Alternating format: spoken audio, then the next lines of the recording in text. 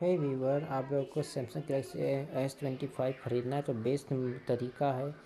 यह फ़ोन आपको 12 GB RAM और 256 GB वेरिएंट के साथ आपको अभी अमेजॉन पे मिल रहा है मात्र 70,000 में। अब आप पूछेंगे कैसे, तो मित्रों मैं आपको इसी डील बताते रहता हूँ, इसलिए आप मेरे चैनल को सब्सक्राइब कर वीडियो को लाइक कीजिए।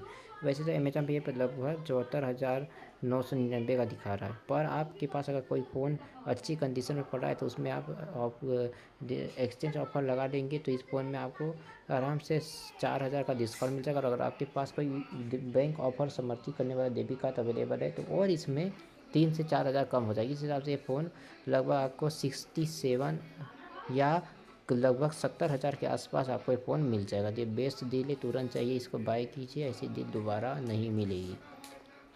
इस महंगाई के समय में आप जान रहे हो कि फ़ोन के प्राइस बढ़ चुके हैं, लेकिन ये फ़ोन एक best value for money phone बन रहा है, इसे तुरंत चाहिए लीजिए।